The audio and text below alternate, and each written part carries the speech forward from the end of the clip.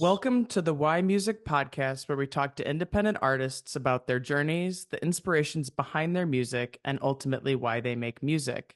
This next act is an authentic indie pop duo that's blending electronic beats with pop melodies and instrumentation. Covering all the bases from midday vibes to late night energy, they somehow manage to be both chill and energetic all at the same time. Welcome, Nox Holloway. Wow, what an Wow. intro. Glad to be here. I always like to start with where your music journey all began. So I think that kind of goes individually, and then we can kind of meet Yes. together at some point, however it goes, however the story goes. Right. Well, for me, so I'm Parker. I did not play any music until sixth grade when I joined the percussion section in my middle school band. So I started in percussion, and that becomes drums, keyboards, timpani, tambourine, triangle, everything. So I got a training, pretty comprehensive training in that in school, and then I became a big drumline nerd. So I marched in like top 12, top 15 drum lines in the world for a couple of years there in my late teen years. And then I honestly just the whole time while doing that, I was coming up with my own parts, coming up with my own, piano little songs, coming up with whatever. And so that kind of led me to just composing and creating my own music. And then when it came time to go to school, I wanted to study audio technology and learn what it meant to work in a music studio, and that's where we met at Clemson. And obviously, Bryce has a story of his own, but yeah, just started making my own music. Got Ableton. We still make all of our songs in Ableton, and yeah, it's been a journey since. Yeah. I guess I can actually probably work backwards from there. So we met at Clemson. We're the only freshmen in audio technology. We started making music together then, but I come from a completely different background, like no classical training. I didn't come from a musical family, but I loved my dad's music taste. It was like Boys to Men, Al Green, Smokey Robinson, like very old, almost R&B soul type stuff. And so I was always surrounded by music I loved. And then I actually became my high school rapper at some point. I'm sure every high school has that SoundCloud persona, and that was me. So I started rapping, then I started singing in college, and then that's kind of why, like, I guess you could credit some of the chillness and energeticness from the fact that I wasn't just a classically good singer. I was like rapping first. So there was just an element of like just enjoying it. And then I kind of worked at the technicality of, singing itself. So that's how we ended up with the Nox project. So how obviously it developed at, I'm assuming at your time at Clemson. How did you guys kind of decide to start working together and then ultimately develop what is like the current project? Well, the very first thing was we are huge John Bellion fans, and literally the first day of school, we were like, "Oh, we were like, what do you listen to? Who do you like?" And we just bonded over John Bellion, and it was like, okay, well, dope. His John Bellion's kind of blown up a little bit, but even more so back then, he was super niche, and it like meant a lot if you were like, "Oh, I'm a John Bellion fan." So we started, not to become too much of a John Bellion fangirl at the very beginning of this, but he's a big inspiration for us. So that's how it started. And then we started showing each other what we were doing separately. And then it was like, okay, well, we both like each other. We're both liking what we're doing. Why not try some stuff together? And then we came back and forth to Nashville a little bit and kind of got a taste of like what it was like to like actually make songs in a room with other people doing it and seeing how they were doing it. And so we decided to start doing that more at Clemson. And it was under a different name before, but that's where it started.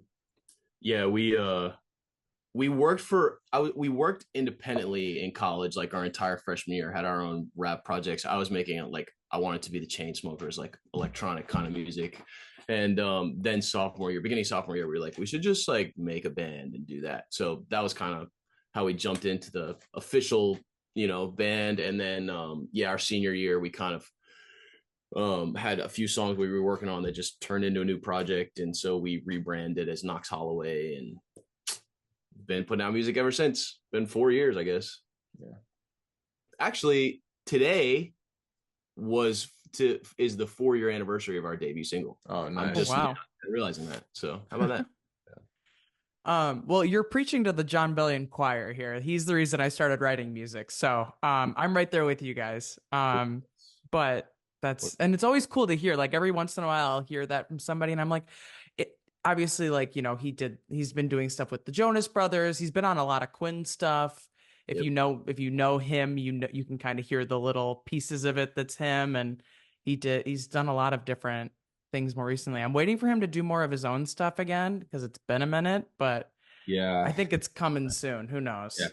Yeah. Did you listen to that? Did you listen to the podcast he did recently, like a couple weeks ago? Yeah.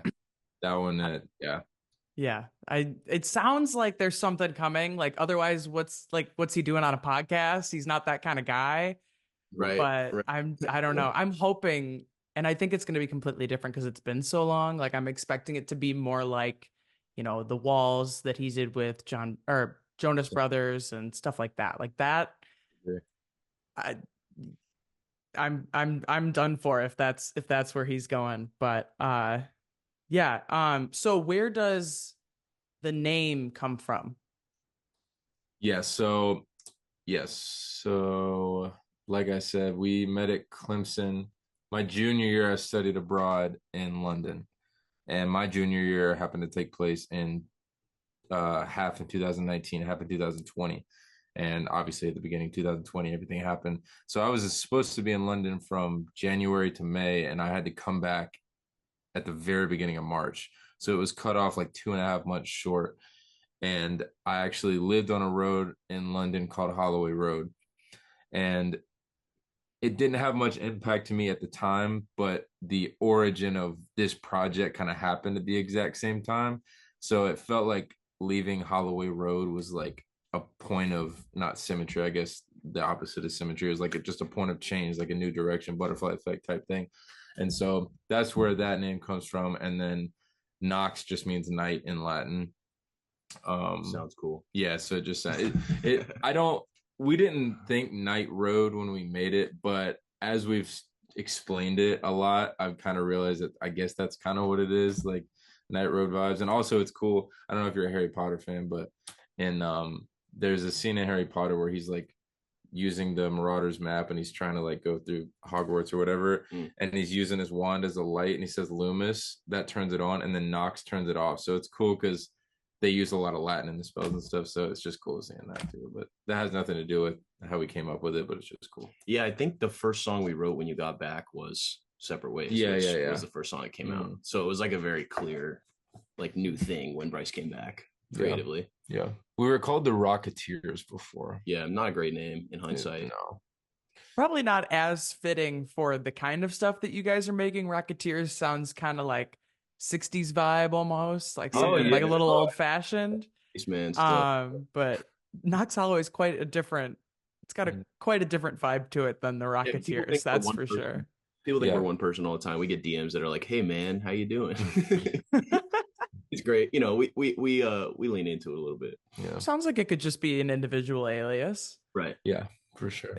It's always cool when like things that you probably like you don't read too much into, like with picking out, even if it's just picking out a name. Like some people go super symbolic and like super intentional, and that is somewhat of what happened with you guys, but it's like it's almost been more retroactive that's kind of developed its own meaning and real significance rather than like just kind of like fully delving into it. It's like you picked a couple words that kind of sounded cool together and had their own little pieces to the puzzle, and now they've just kind of they've come to represent more than they originally did or were intended to.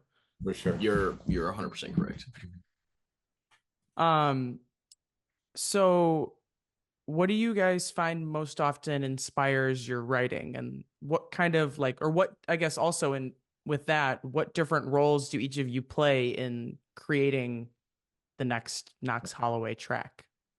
Yeah, so if it were black and white, I handle pretty much the production, and Bryce is the voice and most of the lyrics, but there's overlap. There's plenty of overlap as far as, if he's stuck on half a verse or something, I'm happy to jump in, lend some lyric options. Bryce has a lot of great production ideas and like getting songs to feel finished and creating little moments and atmospheres. So there's plenty of overlap, and we obviously speak each other's language really well at this point. But I do most of the instrumental playing and performance and production, and Bryce does all the vocal performance and a lot of the lyrics, most of the lyrics. Yeah, well put. And as far as how the songs are written, it's become a lot more real life inspired, but it used to not be like that. It used to be a lot more inspired from movies and just like even like Pinterest boards. Like I just look up Pinterest boards and just like imagine something happening in this place because there there becomes this like point of diminishing returns with the grind. I hate to say that, but like it's almost like the harder you work and the more time you spend doing something, the less real life you're actually living. And it gets to this point where like if we're gonna work really, really hard and be in the studio all the time, there's literally just less to write about because there's less life outside the walls being lived. And so there was definitely a point where I did not want to leave my house. I was just doing it all the time. And I speak for both of us. We're both doing that. And so a lot of the songs were inspired by movies or TV shows and just like real life stuff. Like it wasn't fantasy, but it was just, it was like extrapolation on like something I saw. Like, could that happen to me? Could I empathize? Could I put myself in that situation? We've definitely gotten better about trying to make songs more like real life experience inspired. But there's still crossover because I'll always love doing that because like real life, I mean, that's why we go to the movies. Like real life can only be so exciting. So we still try to have some crossover. And I think now, once again, speaking in hindsight, our first EP from 2021, we wrote during the pandemic. Mm-hmm. So we weren't traveling and we weren't hanging out with our friends and we weren't getting broken up with and we weren't all that stuff, So that a lot of, like Bryce is saying, a lot of the inspiration came from film. There's 2 songs on the first EP that were inspired by Audrey Hepburn and Breakfast at Tiffany's. There's a song that very directly references the Truman Show. So movies would be like the short answer, but like he said, there's a lot of like experiences that we've lived post-pandemic and moving to Nashville that have created songs, and they still get packaged as metaphors, but definitely a lot more personal experience in it these days. Yeah.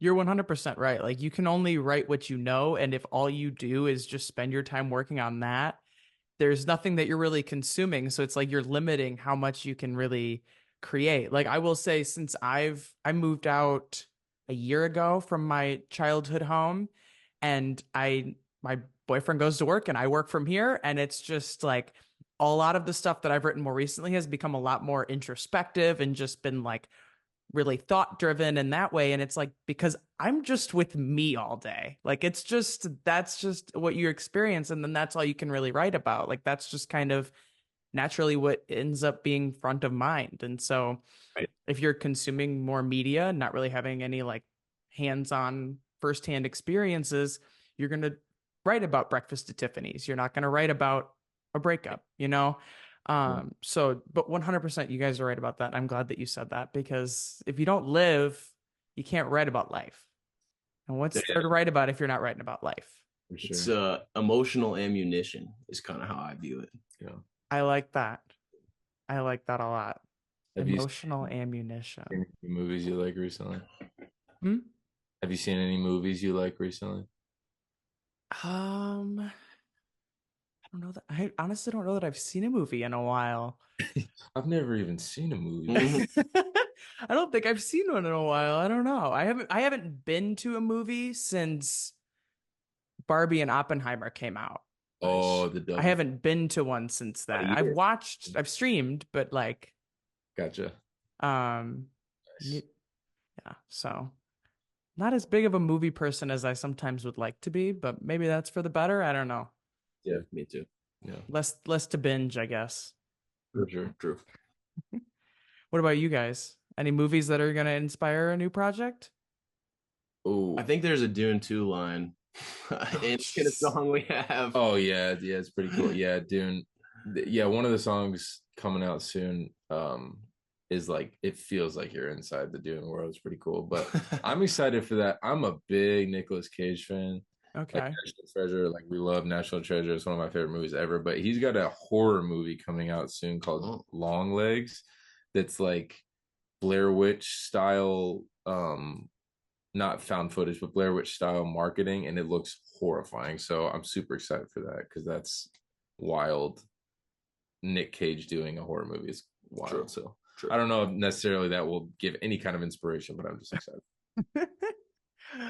I gotta say, I never got on the Dune bandwagon. I went and saw the first one, and I was like, I don't understand any of this. That was the most like poor experience I've had watching a movie.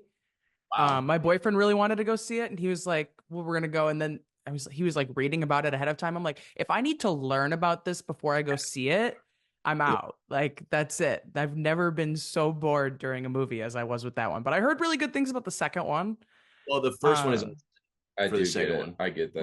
Right. It also just, I felt like the first one just ended at a really weird spot. I was like there were like 3 or 4 different points ahead of where it ended that I was like, oh, we're at the end. Right. And then it ended where it ended. And I was like, this felt completely not at all like an ending. Like, I understand we're going to a part 2, but I don't feel much resolution right here, you know? Yeah, I was going to say, I actually saw a TikTok right before I saw Dune 2 that was like a condensed like PowerPoint slideshow about everything happening. And it made like, I liked the first one visually, story-wise. I was like, I don't want to do this again. But after I did read it, I get not wanting to read it, but after I did, I was like, okay, this is dope. There's a lot going on. So maybe give it another shot. Like, watch them back to back. Okay, maybe. Yeah, maybe that'll probably be like 6 hours though. I don't know if I have that kind of time. Yeah, it was aesthetically it was really cool. The music was really cool. It's just like I was like, who's this and who's that and why do they know each other? Like, what's going on here? There's like 10 different plots all at once. I don't know who's who. Like, it was a lot. So, but I heard good things about the second one, so maybe I'll have to dive back into it. I don't know. Maybe I'll cross that bridge one day. Right. So, if you had to create a new genre around your style of music, what would it be called? Well, I think the easiest answer is ukulele hyphen something, like not necessarily ukulele rock, but just to give an example, like ukulele blank. I don't know. I feel like that's the future. Like I saw a video the other day that someone was like, anyone doing folk rap, like that kind of thing. It's going to be a hyphenated something. And ukulele is the only instrument I'm at all versed in, really. So that's my easy answer. But based on the Nox Holloway sound, is that the question? Yeah. Like if you had to create like a category of one that like just defines your guys' sound. Yeah, 2 different questions now. I don't know. Nothing I'm gonna say is gonna be like original. Like a lot of artists like try to. I feel like we all as artists were like, well, in order for other people to understand it, you have to give them words that they've heard before. You know what I'm saying? Mm-hmm. So to me, it's like, I don't know, like rhythmic alternative would probably be the best I got. I feel like every song we do is like rhythmically charged with the vocal flows. Rap wise, I started as a drummer, so it's very rhythmically engaging, but rhythmic pop, I don't know what to call it. Yeah. Indie rhythm, I don't know. And I think alternative is such a cheat code word in music now, because no one wants to say a genre. Like alternative basically is like, hey, it's this but cooler. It's like alt country. It's like the hipster country word. Exactly. Like, yeah. It's country, but I swear I'm cool type thing. So I don't know. Yeah. Ukulele rhythm alternative. Yeah. I will say that's the first time that I've had somebody put an instrument in there. So that's a plus. Yeah. You don't hear that every day. Yeah, I think I misunderstood your question, but I create a new genre. Yeah, that's okay. This kind of we think about this all the time, because not necessarily that we're thinking about genre specifically, but just the idea of like what could be new. And I've exhausted this statement, but like the further we get into the creation of any field, like tech, anything, not just music, but like new becomes harder to obtain because there's just so much. So it's like we had a mentor that used to always say it just has to be better or different. And we're obviously always trying to get better at everything, and we want to be better, but to an extent, there are some people that are born with certain gifts. So we really just try to lean into the different and be like, have we heard this thing a lot? And if the answer is no, then it doesn't really matter. It's, it's good. So yeah. Yeah, I mean, it's, I mean, because of how saturated, especially just like independent music is, it's hard to do something that isn't going to sound like XYZ. And like, you're right, like new is harder and harder to obtain. But I mean, if you think about it, like I said, with you guys said your name used to be the Rocketeers. That doesn't give me the vibe of what I've heard from your catalog. Nox Holloway matches that energy. So that kind of like in itself is almost like That's a genre without being a genre. You know what I mean? It's like you're kind of your own thing. And it's just like that, it's not like you're sitting here with like a Luke Combs name, but like a Lil Nas sound. You know what I mean? Like we're like Yeah. on the same wow. trajectory here, you Oh, know? yeah, totally. That's like, you hear, I think we pay a lot of attention to artists that have really like changed music around them, and so kind of to your point, the extreme version of what you're saying is like somebody will say, I made this new song. Oh, what does it sound like? It's kind of Billie Eilish vibes, or it's kind of Kanye vibes, or it's kind of, you know what I mean? And Mhm. that is kind of a genre definer, like you're saying. So That's that's cool. really cool. Right. Yeah. I mean, it's you're kind of your own category automatically because no one's going to be doing exactly what you're doing. It's just a matter of how you best define it and how you kind of, because it's really just a culmination of what you're already doing and just how are you kind of putting that in a bubble Right. without putting it in a bubble. Right. It kind of, it's kind of the same with titles, song titles too. Like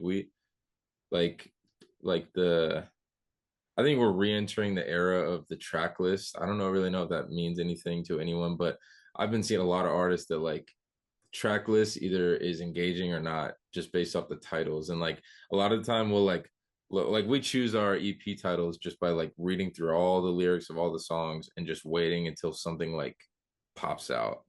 Because like there's just like we said, there's so many things. It's so saturated. So if you have a song called like, you know, You, yeah, you me. or I love you, forever, like it's just it has to be there's so many words floating around. It's just got to be something that like needles out a little more because it's just too much. So Also, there Yeah. are so many songs that are great songs that have any number of titles. That was not a dig at any oh yeah, song previously made yeah, by anybody. yeah. Yeah. No, I mean, I'm a big fan for like, I don't remember which song it was that they did, but they're not the only ones who have done this, but this is the example that always sticks in my head is there's a song by The Fray that the title is not even in the song anywhere. And it just kind of is a summation of like the whole thing. And I'm a big fan of like, I will never name a project one of the song titles. I think that's just a cop out. I'm like, what kind of ties these all together? What are we what are we talking about here? What are we doing? It's just like you can I mean, there's so many words already in the song, you can pick and choose whatever words you want to make it the title. It doesn't have to be the most like obvious one. Um, but it's like just yeah, like you can make something new out of it. I also love a good like parenthesis thing after like the main title where it's got the little like bonus Yeah, part to it. It's like that's going to make it stand out. You're telling me something already more about the song. You're going to tell me that I want to hear it. right. I also think that picking titles can add meaning. Like, Yeah. oh, this song, the title of this song is from the second verse, is a phrase in the second verse. Why is that? It's like poetry. Poems are Yeah. like, Yeah, it's like what am I supposed to, it's kind of telling you what you are going to take away most from the song. Like even if it's just mentioned like once in the second verse, like that's kind of like low key the least impactful part or like the least important part. Like verse 1 is got to get you engaged. The chorus is kind of usually the main point. The bridge is kind of where we change things up a little bit. Verse 2 just verse 2 is like the middle child, exactly. And so it's like Just for verse two, man. yeah, We like are big fans of verse two in this. Yeah. That's Yeah, where you got to pull your titles from, then. yeah, I know exactly. Well, it's like the. It's also like the. I know we're. This is getting too long on on one question, but Doesn't matter.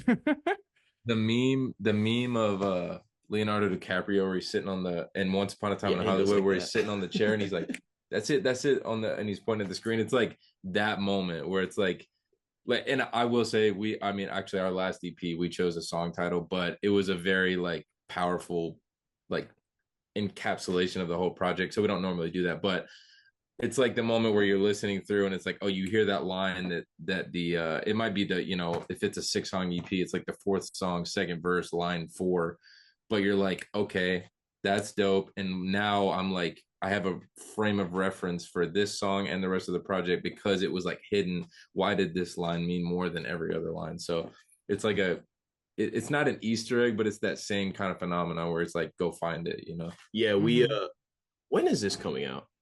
We're filming this right now in June. Tuesday. Tuesday. Okay. So like a week we from can now. talk about this. So we have an EP coming out July 10th. Okay. We're about to announce it like before Tuesday. So this is perfect. So I was gonna kind of like Bryce saying there is a little bit of an egg hunt aspect. So the title of our EP when we announce it, I guess it will be announced. All right, it's called "I Stood in the Sun." So when the EP comes out, the lyric is "I stood in the sun," and there is where's when you hear it in the EP, you'll be like, there it is. Yeah. So anyone listening to this, our new EP will have that. We've done it before. Go find it. Yeah, go find it. That's all I was trying to say. That's what keeps it fun and interesting. Like if you just go with the obvious title, it loses some of the juice. You know, it's too. You're just telling me everything right there and then. Like what's the fun in that? Exactly. Make me work for it. If I care enough, I'll work for it. Pay attention. Listen, honestly. Yeah, exactly. Is there a song that you've written that you think best embodies who you are as an artist in terms of like a one song sample, the one song you're playing for somebody to convince them to be a Nox Holloway fan? I have my answer. Yeah, I think we definitely have different answers, but yeah. You first. Well, I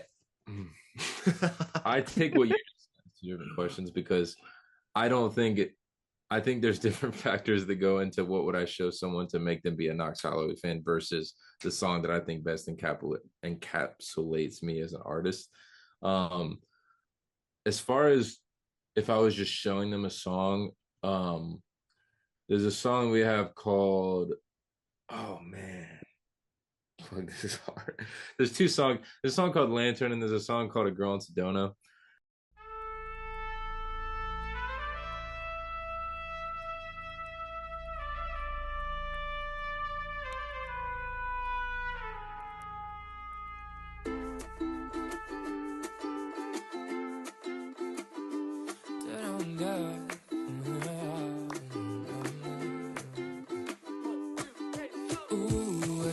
Drowned outside of the water.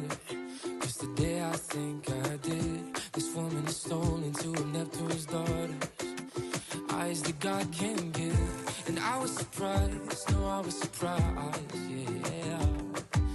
Ooh, I thought I was gone, but now I'm a goner. 'Cause I fell in love with the girl in Sedona.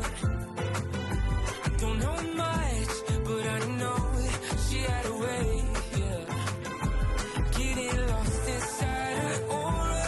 I can't be the only one that fell in love with the girl in Sedona. And she'll probably never know.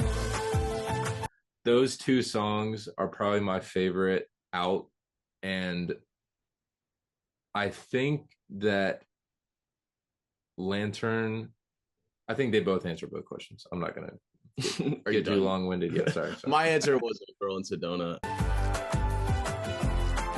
At least from a production standpoint, like we did live trumpets. We got the girl that we wrote it with sings background vocals.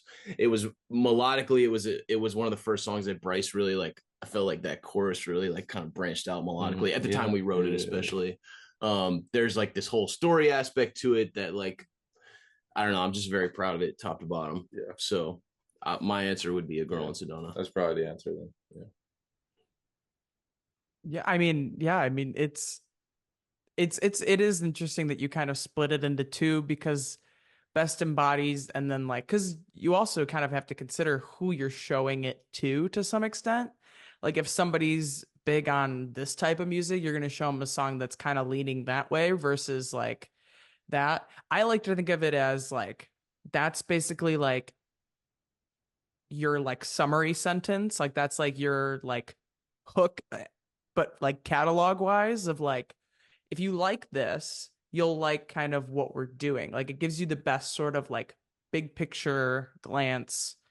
Like it's the little summary of the New York Times that you get before they ask you to pay for it. It's like that Yeah. little like first paragraph of the article that you get, and then they're like, yeah. Right. Yeah, So, Yeah. yeah, so you guys ended up kind of having the same answer. yeah, Well, and like Bryce mentioned, Lantern is the closer to our live show, so yeah. It will be. it's also very important, you know. So anyway, Yeah. We wrote a Girl in Sedona with we have like we have very few songs in our catalog that have been co-written. No, I wouldn't say very few besides Kindle, the girl that we wrote A Girl in Sedona with. So that's a good representation too, because we're pretty much either working on our own or with her. So yeah, this EP we have working on, we're working on. It's 4 songs, 2 of them are out, and we wrote them like Monday, Wednesday, Thursday, Friday in one Oh, weekend. wow. So yeah, it was wild. but then it just felt like fortunately we got good songs, and then we were kind of like, this is the product. It was just us two. We just cranked them out, and then obviously plenty of work to get them up to release level. But I forgot that. we often just do this. Yeah. So Wow. All in a week's time. yeah. Good Yeah. for you guys. If you're someone that is constantly looking for new music and trying to find artists before they blow up, then I'd like to introduce you to a project you're going to love. Indie for Your Inbox is an email newsletter that brings you a new song from an independent artist every single day. Uniting music lovers with the future face of the industry, we want to provide indie artists a new way to bring their music to their future fans. Click the link to subscribe now and find your future favorite artist. If you had to pick 2 or 3 artists that you think your music is like a combination of, who would it be? Yeah, that is a good question. We talk about combo sounds actually, I feel like a lot. I feel like it helps us give like direction. 21 Pilots would be in there. Yeah, for sure. John Bellion would be in there.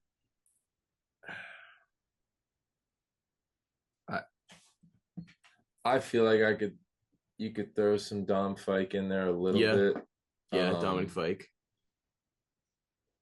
And maybe Billie Eilish, or maybe I don't know. It's a good question. Yeah, I like 21 Pilots Dom Fike because it's almost like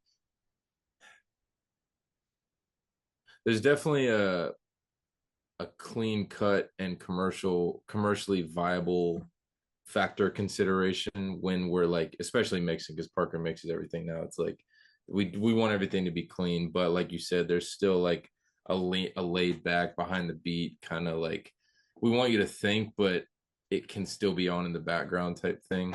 So I think those two for me are definitely a good crossover. Yeah, good Tyler answers. Joseph is a huge inspiration of mine. So and then John Bellion, just melody wise, he's probably the greatest alive. So that obviously is always, whether we want it to or not, going to seep in as well. Yeah. I saw John Bellion, when he opened for 21 Pilots. Yeah. I saw them in Vegas. Yeah. And so I was conveniently on a soccer tournament trip that weekend, and like it was like Saturday morning game, Saturday night, Jude and the Lion opening for John Bellion, opening for 21 Pilots. Jude and the Lion lives here in Nashville now too. I know. I saw them open for Need to Breathe in April. Nice. I was like, I didn't really know who they were when I saw them in 2016, 2017. Right. And then I saw them and I was like, they had one song that was kind of going a little crazy on TikTok for a bit. And I was like, I kind of low key forgot about these guys and I love their stuff. That's a lineup. That's cool. Yeah, it was. And then I haven't been able to see John Bellion since. So we just need him to get back out and about and do his thing again. It's coming. It's gotta be What position did you play in soccer? goalie. Really? Mm-hmm. Do I not give that vibe? I feel like everybody always guesses goalie. No, that's like that just means you're good under pressure. Clutch. Sure. We'll go with that. I'll take that as a plus. What is an outside passion that you feel impacts who you are as an artist?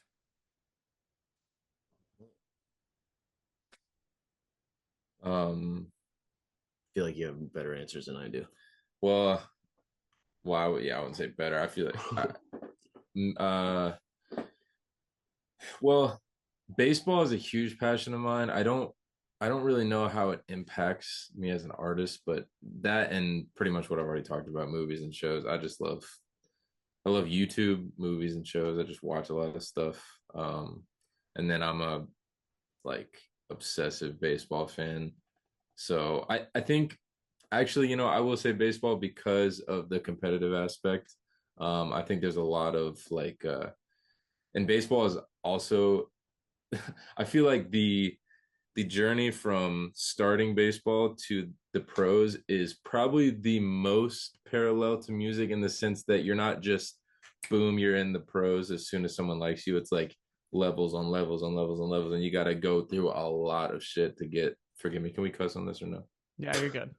A lot of stuff to get there. So I feel like that background and mentality definitely crosses over into being a musician for sure. Yeah, my answer is probably gonna sound really dumb on the surface, but let me explain. So I was I was kind of an obsessive percussionist when I was in high school. And so music education kind of became a passion of mine. I always say like if I weren't making my own music and chasing a dream, I would probably be teaching music. But like not like I mean like guitar and drum lessons and like all that's great, but like something about like teaching musicality and how to practice something and how to refine your skills at something. This is like were kind of my takeaways from like when I was exclusively marching drumming, and I think that has kind of taught me how to work hard, and it taught me take the extra step musically sometimes, so my answer for what inspires my music is previous music. I guess that's my sounds weird answer, but that's what I would say. Purist. Yeah, I mean, well, they say those who can't do teach, and so if you weren't doing, you would be teaching, and that's nothing wrong with that. Nothing wrong with that. I mean, that means it's just like a passion to that level where it's not just this like, if I can't do it for me, I'm not doing it. It's like if I can't do it for me, I'll do it for somebody else, Yeah. So, and I like the baseball comparison. I never really thought about it that way. Yeah. It's pretty true. Like it's not just you go from here to there overnight. Like you do have to do all these different things, which is still crazy. I still have to ask whether AAA is like the highest or the lowest of the minor leagues, because I always feel like less A is like higher, like just 1A would be the best, but apparently that's not right, I don't think. So no, yeah, it's great. I mean, there's so many levels to it. It's like you're like the best player in your state in high school, and then in basketball that means you're in the NBA next year. Mm-hmm. I guess in college, you know what I mean? But in baseball, it's like you're the best player in the state. Okay, good luck 2 or 3 years making $1,000 a month. It's like it is a grueling process. So yeah, I never actually thought about that. No, that makes total sense. Did you play? Yeah, that's what I was gonna do before I got into music. I wasn't like the player that I'm referring to, the best player in my state. I was far from that, but I could have played in college. But I got into music my junior year, like really got into it, and so I just decided sports in college are just like it's your whole life. So I was like, if I was gonna be pro, I would do it, but I wasn't gonna be pro, so I wasn't gonna waste 4 years of college fully committed to something I wasn't gonna spend the rest of my life doing. So you really have to do it if you're gonna do it. Like there's no half doing it, regardless of what level it is. It's that's your life. Like college in itself is busy enough, and then you add sports on top of it, and it's like, what's left? Right. Definitely. Yeah, that's Yeah. I've been doing a thing where I take a question from the previous artist for the current artist, which should be you guys. And so the last artist asked, what is a side quest that you haven't yet done but want to do, like an outside interest or passion or bucket list item that you've been wanting to try out and just haven't yet? Huh. Oh, I got it. Yeah, Have something, a new experience or something, just anything, any side quest. I'll take any side quest. So my immediate answer, I have to answer quickly. It's to get back into Legos. That's To be hard. I love that. I see all these NBA players, like Yeah. they're like 22-year-old NBA Yeah, stars, who is it? and they have it's Derek Lively. Yeah. He has like a whole Legos on Legos on Legos, and I was a big Lego kid, and now they're like collector's items. So I want to make it in music so much to the point that I can have a Lego room and just build Legos all the time. That's my side quest. That is so sick. Honestly. I would I'd probably want to make a short film of some sort. I've had an idea for one for a long time. There's just like I feel like I would never do something like that until I had the means to make it good, because I feel like it would just be like ethereally disrespectful to creators in that space if I didn't like do it. So but that's something I want to do for sure. That's a good question. Yeah, great question. It's on track with the movies. The Lego thing I just love. Like that's just cool. We have a little he made a little Fender guitar and an amp out of Legos. Oh yeah, there's like a Lego Stratocaster that I have. Yeah. That's pretty cool. I know that there's one that they have that's like a little piano that actually like can make noise. I've been like that's been on my like purchase list. I've been eyeing that for a while. Holy shit. I don't know if that could be completely false, but I'm pretty sure it makes noise. I just feel like there's like a little thing that just like, I don't know how it makes noise, but it's just like a little, even if it just that's in there. That would be cool. Yeah. I think, yeah, I'm pretty sure, but I don't know if it's just like, you just build like the legs and the body around it. I don't know how intricate it is, but a real piano you're putting Legos. That's funny. Yeah. Make your next EP with a little Lego piano. It will make the record for sure if it's in the cards. What would your question be for the next artist? This is coming.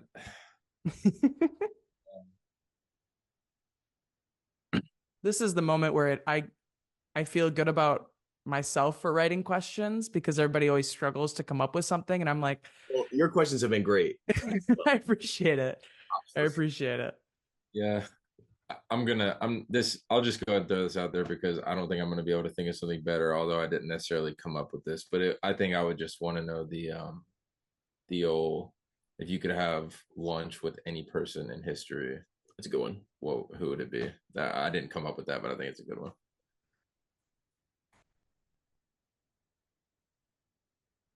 Dead or alive? Yeah, anyone Dead or ever. alive. Yeah. What would your answer be, Ava? Oh, that's a tough one. Because it's usually like who would you invite to dinner, and it's like you get like 3 people, and one person. Conversation. It's like asking me to pick one song. Right, it's true. I already did that to you guys, so I guess this is revenge.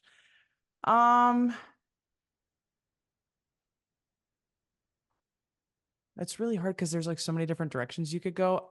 One of the first names that came to mind would be Mia Hamm. Whoa, nice. I went as Mia Hamm, oh God, like probably when I was like 10 for Halloween. But yeah, I mean, she's like a women's national team legend. Like she's got she's done a lot of cool stuff, and she's like a part of she's one of the 99ers, and she's the one that I always I liked the most out of that crew. That would fulfill the soccer side of me. So probably somebody like that. Yeah, that's good. And that's It's not. That's a specific answer too. It's not like Yeah, Bill Abraham Gates. Lincoln. Yeah. Although There's a lot of people that would be cool, but it's just like, I Yeah. don't know. What do you want though is the answer. Yeah. I'm not too much of a history buff, so any Abraham Lincoln probably wouldn't do much for me to to be honest. I don't know if that sounds bad, but you can learn more. No disrespect to Abe. Yeah. no, not at all. Not at all. If I had to pick a president, he'd probably be the one, but president wouldn't be the first one to come to mind. Yeah, I don't blame you. So, what is it that you think sets you apart from other independent artists and acts? I think one thing is our self-sufficiency. A lot of artists, like, we sit in this room and we own all of this gear in this room and we make songs top to bottom. You know, we write, record, mix, produce, which is a huge advantage. And I certainly feel lucky that we get to do that. And then now in the last year, we've gotten more self-sufficient with our content, you know, creating that and filming live acoustics and all those things. And we keep it pretty much, like we're saying, pretty much in-house. So I think that's kind of fueled a lot of mobility for us as far as being able to regularly release songs, being able to keep up to date on social media, you know, adapting to things quickly as far as, oh, we need the next thing by next week, or let's do this cover because this song just went crazy for someone else on the internet, or things like that. It lets us be really mobile and adaptable, being so self-sufficient. Yeah, it's a good answer. Yeah, I'd say ukulele too, I guess. True. I only started playing it because everyone else in Nashville plays guitar, and I was not going to be able to get good enough to make any kind of ripple. So I was just like, I'll just do this and get good at this instead. So yeah, that's a great answer though. I love that things just keep turning back to the ukulele though. Like that's not the first time that's come up, and that's the first time I've ever had that something like that come up here, and I'm here for it. That's my entire life, Ava. It's no ukulele, turn back. The ukulele is my home. Have you been playing for long? I probably started in 2019 summer, I think. Yeah, actually, my cousin, she just got one. You know, I feel like there are people that play ukuleles that have them, and there's people that have them and I've never touched them. I know you know this person. Yes. My sister. Yeah, exactly. Yeah, his sister is like that. My cousin was like that, so she just gave it to me. And one of the first songs I ever learned was "Stressed Out" by 21 Pilots, because Tyler Joseph has an incredible like radio show acoustic of doing it on uke, and I was like, this is the dopest video ever. It might have been what made me want to play uke, honestly. But yeah, I'd say summer 2019. So not that long, but I mean, 5 years. It's 4 strings. So That's true. That's true. I have 2, and I haven't played them in a while, so I don't know that I can consider myself a player much of one. But it's on my to-do list to put it on like my next project. Like for sure, there has to be some sort of ukulele stuff on there. But I didn't know for a few years of playing that I was playing it, like I was tuning it wrong. So I play left-handed. So I play like a right-handed guitar left-handed. So like my low string is the bottom string. Play upside down. So yeah, I play upside down. And so I did the same with ukulele. And since the G and the A are on the outsides and the C and the E are in the middle, like they're not that far apart in like tonality. So I was tuning them to be the opposite of what they were supposed to be. And I thought that was the right way because it was close. And apparently I was playing it wrong because I was like playing some chord and they're like, somebody else was like, that's wrong. And I was like, why does it sound like that then? And apparently I was tuning it backwards. So that's crazy. Yeah. Huh. I bet so I kind of taught myself ukulele backwards in a way. Quick fun fact. I'm gonna keep it super short. I know that we're No, you're good. The ukulele was brought to Hawaii by Portuguese immigrants in the 1800s. It technically started in Portugal. There was a job crisis in Portugal and the sugar industry was booming in Hawaii, and they brought it over. And the king of Hawaii at the time, King Kalakwa, was like, this is dope for us. and he is the main reason that it became such an ingrained part of Hawaiian culture, even though it started technically in Portugal. He said, "This is dope for us." Yeah, yeah, exact quoting. Real history book here. I did not know that it was. I thought it was like a Hawaii thing. I didn't know that it started in Portugal. So that is a fun fact. Pretty cool stuff. Banjo started in Africa too. So okay, musicology knowledge for the. Okay, yeah. I mean, I'm learning stuff today. I did not know that about the ukulele. That's cool. Do you hear? I don't know if you hear it much in Portuguese music. No, it's completely, and I feel like it's a lot of, like, even what he just said, it's like a lot of things will start somewhere and then just get fully adopted and appreciated by somewhere else. So It's like pizza. True. Yeah, I guess food is a great example of that. That's a good point. Yeah. But yeah, it doesn't, you have like, flamenco music that's Spanish, and it's adjacent, I guess, to the way that you could play ukulele, especially at that time. But yeah, the development and historical significance definitely didn't take place until they got to Hawaii. So yeah, the more you know. It's very awesome. What impact do you want to have with your music and with your artistry? Big question. You can go ahead if you. Yeah, I've always just said, I feel like I make a lot of things deeper than they should be. This one, I'm just gonna be super simple. I just want people to feel something. Like, that sounds like a cop-out answer, but really, I think one of the worst parts about there being so much music is we're almost like desensitized to what it even is.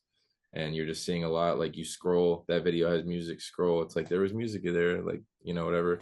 So if someone's feeling something, like whether it's, feeling like the man, like I used to pull up to dates listening to rap music because it made me more confident. Shit like that. It's like, I just want my music to have an impact on the way that you are feeling at the time that you're hearing it. So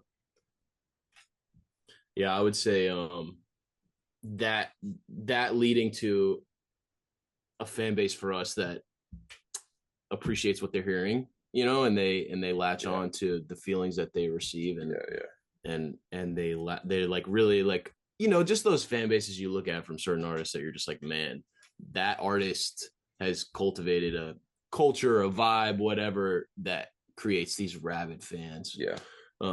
Which is pretty important. We talk about that all the time. And then on the music side, I love nerding out about music. So if I could give other musicians a reason to nerd out from time to time, I would give that a check mark as well. Check that off the list. Yeah. Have you ever considered doing, like, I don't know if you guys maybe you've done it and I just don't know about it. Have you ever considered doing like old school John Bellion, like the making of or behind the scenes of a song? So those videos are like, at least for me, those videos are like one of the reasons I make music. Same. So we haven't done as much like live capture when we are writing, but actually yesterday I just like opened back up the Ableton session for our last single and did like a little breakdown, like, here's this synth patch, here's this feel, whole thing. So we have done some like how we made it content. Yeah. But we also, that week that he was talking about, was it it was in March, first week of March. Yeah. I forget which session that week it was. Oh, Figure Eight. Yeah. Our song Figure Eight that's already out. We actually had, the day we were going to make it, we didn't know what we were going to make going into each day. But the day that we made Figure Eight, we had a friend who's a great photographer named Haley McKell. Yes. Haley McKell. She's an incredible photographer. We had her basically video the whole process. And what I found out that day is that I am not interesting at all to watch making a song. Like, in my head, there's all this stuff going on. I haven't seen the footage. Yeah, maybe, but no, we can definitely use it. But literally, half the time I write a verse, it's just like me sitting on the couch, not saying anything, just mumbling. Yeah, and then it's done, because that's just how it has to be up here. So we love those videos, and I would love to make them, but honestly, I don't even know if I'm interesting enough to watch to make them, for sure. But that's I mean, that's fair. I feel like that thought about, I've tried doing that even a little bit myself, and it's just like it's just all in here until it's out there, and there's no like watching it happen. It's just like from idea to like execution, and there's no like translating process. So it is, yeah. I've watched each of those videos probably like 10 times, but like it's hard to, but it also, if you look at it, it's like you only see about like 30 seconds maybe at a time. So like you could probably find 30 seconds that's decent here and there, right? There's probably enough interesting stuff going on at that point, right? Yeah, if you have someone with you all the time, that's one thing. But like a 3 hours, like I specifically Simple and Sweet, that video where I think it's Black Keys that's talking about how he worked on that loop for like hours and hours and hours. But it, like you're right, it's only showing 30 seconds. So if you have someone with you all the time, yeah, you can stitch together like the full creation and make it interesting. But if it's a 3 hour process, it's not going to be cool. It's so romanticized. Yeah, figure eight, that when we had the videographer in, that demo was done in probably 3.5, 4 hours. So it wasn't like a day's worth of footage to make a cool video. Yeah, that's fair. That's fair. Yeah, it's crazy how much like footage you need to make something so small, because of how much like 90% of that's getting cut. Like that's just low key kind of crazy. Is to make something like, and it's, I mean, it's like you spend 6 hours on a song for a 3.5 minute product. Right. Totally. Similar thing.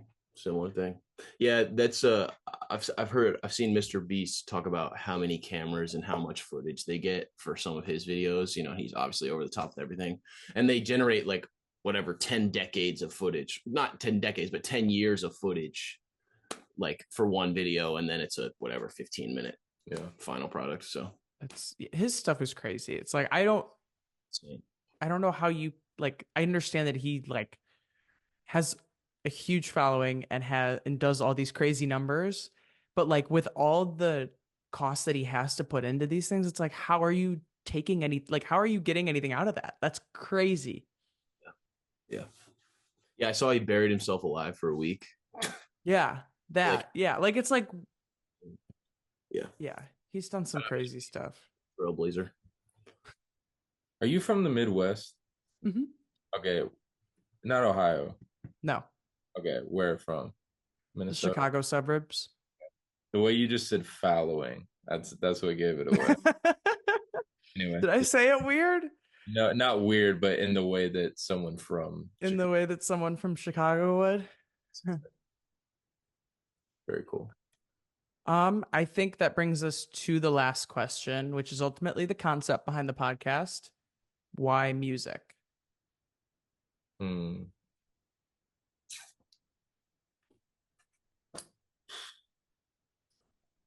For me personally, I just had too many words in my head to not get them out. But I think that's why I love rap. It's just like even AJR actually has a line where they said in the song 330 where they say rappers have it easy because you can say so much. And I do agree. I actually think it's a lot easier to say a lot than to say a little. So I think music was just the outlet that I chose for needing to talk. So